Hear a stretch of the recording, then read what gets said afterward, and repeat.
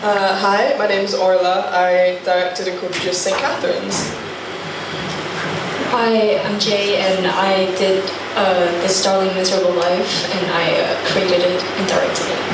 Brilliant. Okay, so yes, give them a round of applause. I also want to say just what a fantastically strong selection of films that was.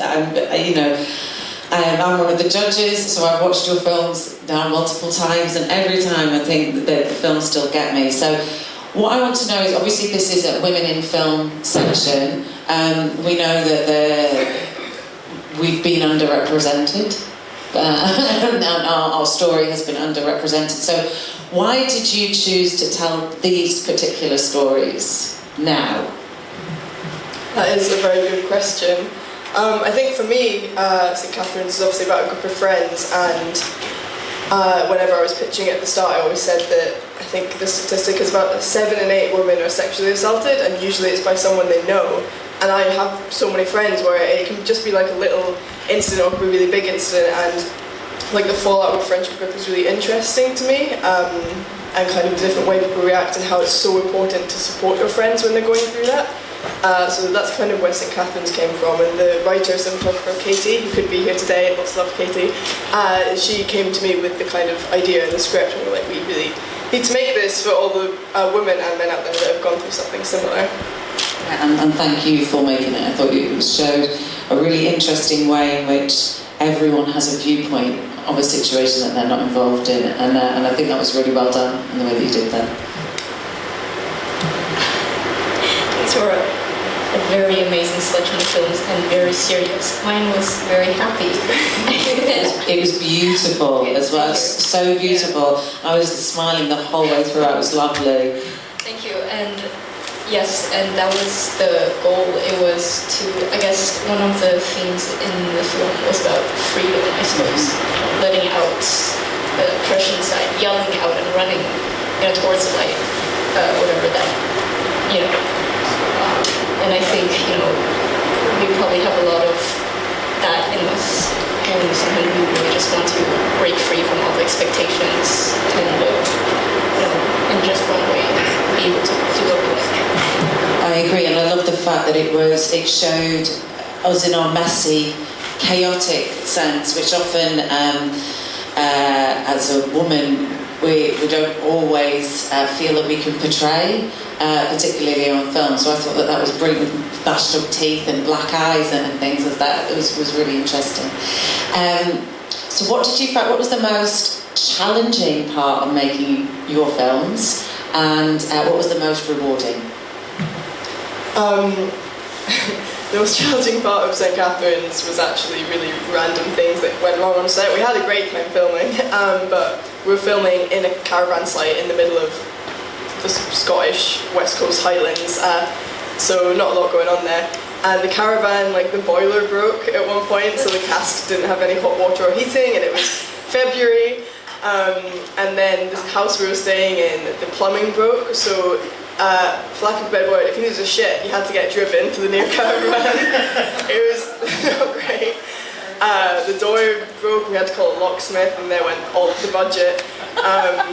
But other than that, the rewarding thing was that I think, I'm still quite proud of the film, but obviously once you finish making it and you kind of get over that first high, you're a bit like, oh, on to the next thing.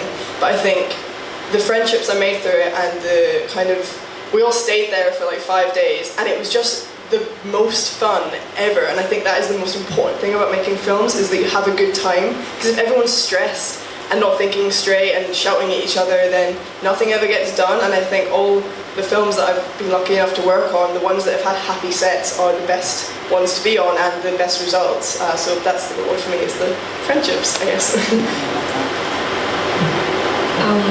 Well, the whole film was very difficult to make, because I was on the entire pipeline by myself, and I gave some menial task. I was lucky enough to have some very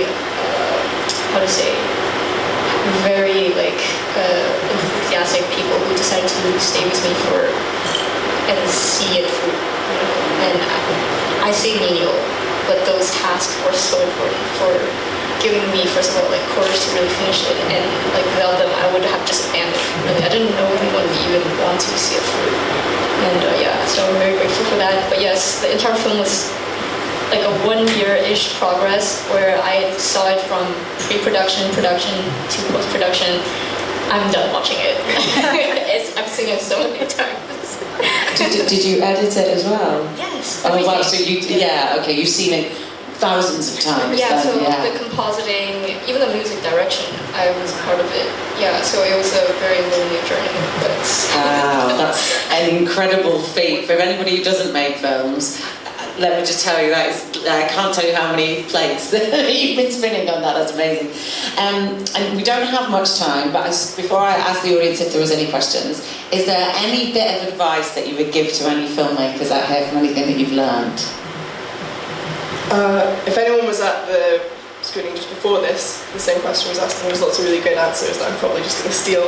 I think someone said, like, don't give up, and I think it's quite hard. Like, I've now finished university. I graduated like a year ago, and I go through so many phases where I'm like, oh god, this is not worth it, this industry is horrible, like I could just get an office job and be miserable.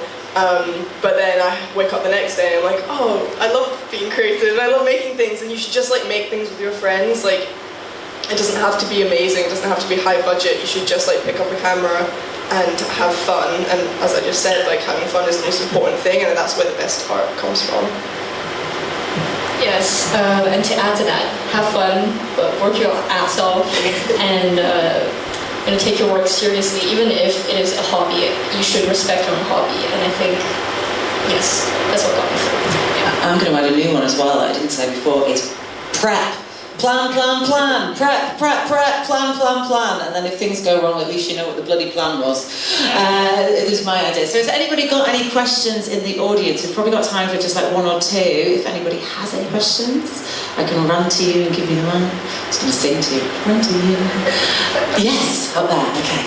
I will run. I'll probably fall up the stairs now.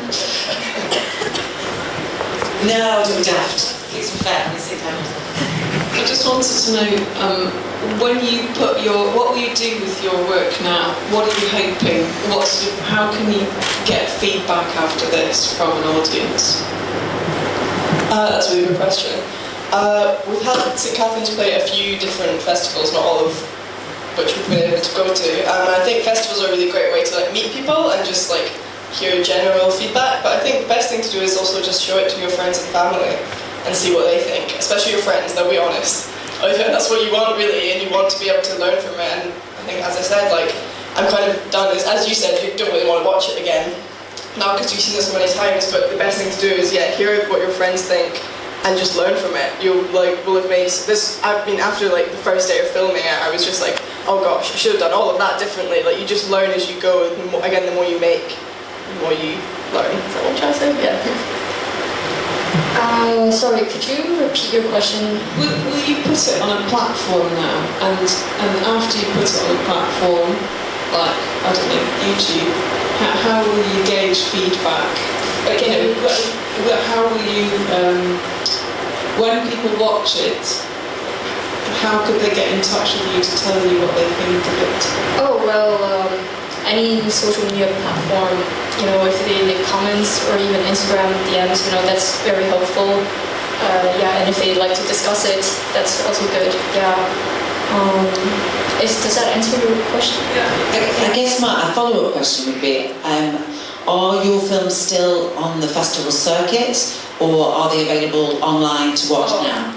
At least for me, it's still circulating, so I can't have it publicly. But yeah, I was saying we finish ours like next May-ish, and then I guess I'll just post it on YouTube or something and send it to people. Yeah, when it's in the festival circuit, when you first enter it, you have about an 18-month period where it's like exclusive in film festivals before you can get it online anywhere. But if you follow them and find their social media, when their circuit is up, you will tell the world where you can watch it, right? Is there one last question that anyone would like to? Oh yes. Oh, and perfectly segued into you as well, so you can do your own bit as well. Hello, thank you so much for your films. I really enjoyed them. And I think with St. Catherine's, you touched on this anyway. What was your inspiration? But I'm curious to hear, with the beautiful animation, what was your initial what sparked the idea, because it's so wonderful, and I wondered what it was that kind of had that first thought. Thank you so much. It means a lot to me that you really enjoyed it. Well, a lot of things inspired me. Like, I think I'll all hit at once. Well, I just came back from Denmark, my internship, and then I was stuck inside a room I rented, and the windows were barred. And so I was looking out every day while working, and I was stuck in a city I hated, and I had enough of this entire thing, everything. I was so tired of it, but I had to keep working. I had to see it through, and I started thinking about like what I enjoy in life. I really loved reading, and I really loved, just being able to experience life, not to be in front of the computer and create life, but like rather, being out there, living life, meeting people. So I wanted to make a film about that, while kind of like putting in, all my mood and everything in it. And I was a big reader, and there was a specific writing technique that was very interesting to me. And this type of technique was sort of like, when you read this story, different types of people will focus on different things and project their own experience onto it. So I wanted to try to see if I could put that into a film, into a moving picture, if afterwards, and you could maybe talk to your friends and see what they thought about what the story was, and it will all be different, and it would inspire discussion and such. And so I made the film with 3 different stories in mind, but it had to appear like it was one singular story. And so I guess it was a bunch of things that inspired it, but the mood of the feeling was like nostalgia, wanting to just like be free, really, really physically, spiritually, everything, because it was a horrible place where I was living, and I hope that answers the question. Thank you. Sure. Yes, I've been permitted gracefully to do some shameless self-promotion, just on the back of Women in Focus. Tomorrow my short film Princess is screening, so if any of you wonderful people, filmmakers, everyone, whoever is interested would come and see that. That would be amazing. I have some flyers to give out. It's between 2 and 3:30. Yes, in here.